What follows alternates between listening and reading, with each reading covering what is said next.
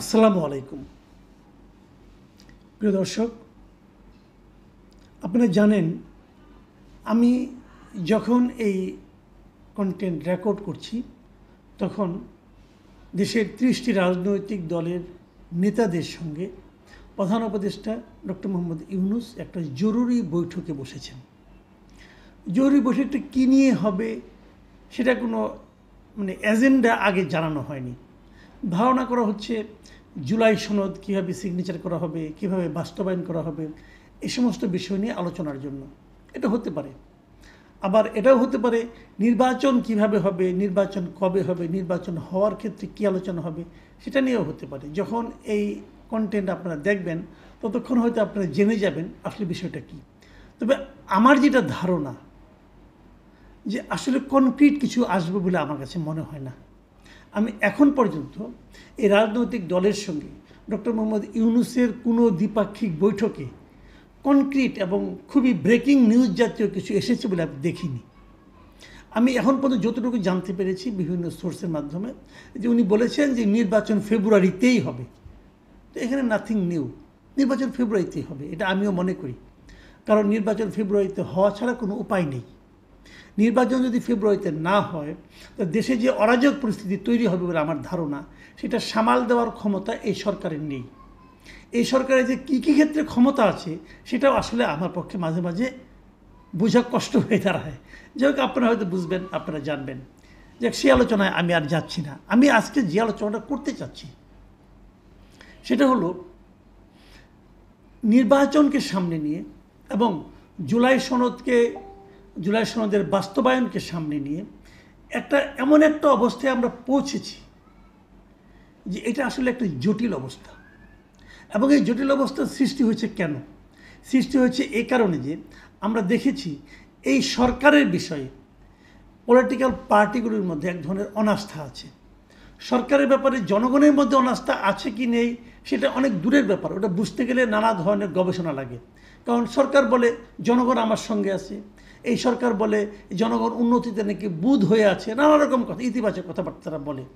কিন্তু সেটা আসলেই কি সেটা বোঝা বড় কঠিন। তবে রাজনৈতিক দলগুলো কি মনে করে সরকারের ব্যাপারে সেটা কিন্তু বোঝা যায়। কীভাবে?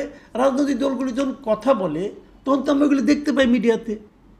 আমরা এই সরকারের প্রতি আওয়ামী লীগ কথা বাদ দেন, আওয়ামী লীগ তো একটা পলিটিক্যাল পার্টি, তার কথা আমি ধরছি না। আওয়ামী লীগ, জাতীয় পার্টি, এগুলির কথা আমি ধরছি না। ওরা তো সরকারের বিরোধিতা করবেই। তো তাদের আলাপ যদি আমি বাদও রাখি, যারা সরকারের পক্ষে, যারা এই সরকারকে নিঃশর্তভাবে শুরু থেকে সমর্থন দিয়ে এসেছে, সেই দলগুলোর ফিলিংসটা আসলে কী? তারা কি এই সরকারকে নিয়ে এখন খুব বেশি উচ্চাসা প্রদর্শন করছে? আমরা কতগুলো জিনিস লক্ষ্য করলাম। যেমন দায়িত্ব নেওয়ার পর থেকে সরকারের সঙ্গে সবাই ছিল, বিএনপি, জামায়াতে ইসলাম, ছাত্ররা, তখন তো এনসিপি হয়নি, পরে এনসিপি হলো, এনসিপি, সবাই এই সরকারের সঙ্গে একভাবে ছিল। ধীরে ধীরে শুরুতে আমরা দেখলাম যে বিএনপি এই সরকারের ব্যাপারে এক ধরনের তাদের রিজার্ভেশন তারা প্রকাশ করতে শুরু করলো। এবং এক পর্যায়ে তারা বলেই ফেললো যে এই সরকারের 3 জন উপদেষ্টাকে তারা পদত্যাগ করানো হোক, তাকে বাদ দেওয়া হোক, এই ধরনের কথা বিএনপির পক্ষ থেকে বেশি জোরালোভাবে উঠলো। আমরা এটাও দেখলাম এই সরকারের একজন উপদেষ্টার সঙ্গে বিএনপির একজন কেন্দ্রীয় লিডার, যিনি ঢাকা দক্ষিণে মেয়র নির্বাচিত হয়েছিলেন বলে দাবি করেছিলেন, আদালতের রায়ও তার পক্ষে ছিল, তার একটা সরাসরি বিরোধ আমরা দেখতে পেলাম। ঢাকা শহরে এক ধরনের অচল অবস্থাও কয়েকদিন চলল। তো সেই সময় বিরোধটা এমন পর্যায়ে পৌঁছেছিল, বিএনপির পক্ষ থেকে বলা হলো যে সরকারের 3 জন উপদেষ্টাকে বাদ দিতে হবে। এবং এটা নিয়ে তখন কিন্তু জামায়াতে ইসলাম এবং এনসিপি সরকারের পক্ষে ছিল, তারা কিন্তু বিএনপির সমর্থন করেনি বিএনপিকে। কিন্তু গত 15ই জুন সরকার প্রধান ডক্টর ইউনূস যখন যে লন্ডনে যে তারেক রহমানের সঙ্গে মিটিং করলেন, তারপরে দেখলাম পুরো জিনিসটা যেন ওলটপালট হয়ে গেল। ওলটপালট কীভাবে? যে বিএনপি আর সরকারের ব্যাপারে কিছু বলে না। বিএনপি এখন সরকার যা কিছু বলে বিএনপি তার পক্ষে আছে। বিপরীত দিকে তারা যে 3 জনের পদত্যাগ চেয়েছিল ওটা আবার চায় না। এবং আপনার ইশরাক সাহেবকে তারা আন্দোলনের মাঠ থেকে প্রত্যাহার পর্যন্ত করে নিল। তার মানে আসিফ মাহমুদ সজীব ভুঁইয়ের জয় হলো এক ধরনের। ইশরাককে তারা ইচ্ছা করে হারিয়েও দিল। ইশরাকে, আমি তো বলি ইশরাকে এক ধরনের কোরবানি দেওয়া হলো।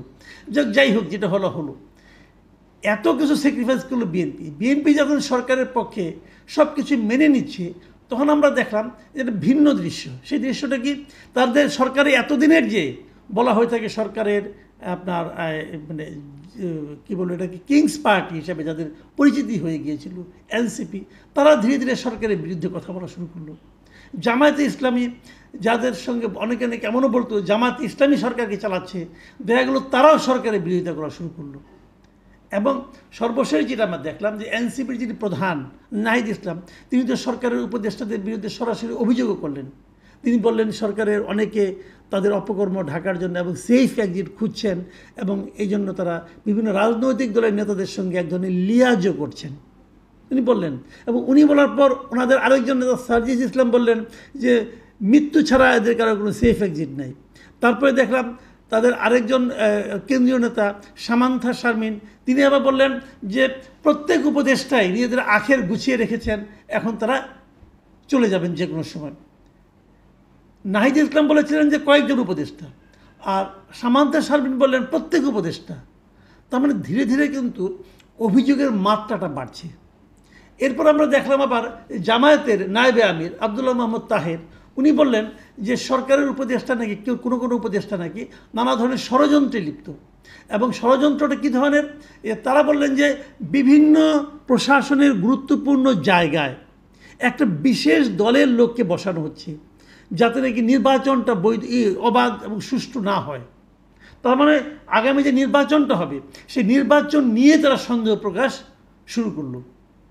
তাহলে বাস্তবতাটা কী দাঁড়ালো, যে এতদিন সরকারের পক্ষে ছিল যে জামায়াতে ইসলাম অথবা এনসিপি, তারা এখন সরকারকে নানাভাবে অভিযুক্ত করছেন, সরকারের বিরুদ্ধে পক্ষপাতেরও অভিযোগ তুলছেন, সরকারের বিরুদ্ধে, সরকারের উপদেষ্টাদের বিরুদ্ধে আখের গোছানোর অভিযোগ তুলছেন। তাহলে এই সরকারের নিরপেক্ষতা কোথায় গিয়ে দাঁড়ালো? একসময় অভিযোগ তুলত বিএনপি, এখন অভিযোগ তুলল এনসিপি এবং জামায়াতে ইসলামী। মানে ব্যাপারটা কি, যখন নাকি সরকার যে দলের পক্ষে থাকে তারা কিছু বলে না, তার প্রতিদ্বন্দ্বী দলগুলো অভিযোগ করে। বিষয়টা কিন্তু এরকম। আবার নির্বাচন হবে, নির্বাচন আগে এনসিপি আবদার করে বসলো যে তাদেরকে এমন একটা প্রতীক তারা চাইলো যে প্রতীকটা নির্বাচন কমিশনের যে প্রতীকের তালিকা তার মধ্যেই নাই। তাহলে সেই প্রতীক কি তারা পাবে? যদি না পায় তারা নাকি নির্বাচনও করবে না, এমন একজন তাদের এক নেতা বলল। তার মানে নির্বাচনেও কিন্তু এক ধরনের অনিশ্চয়তা দেখা দিয়েছে।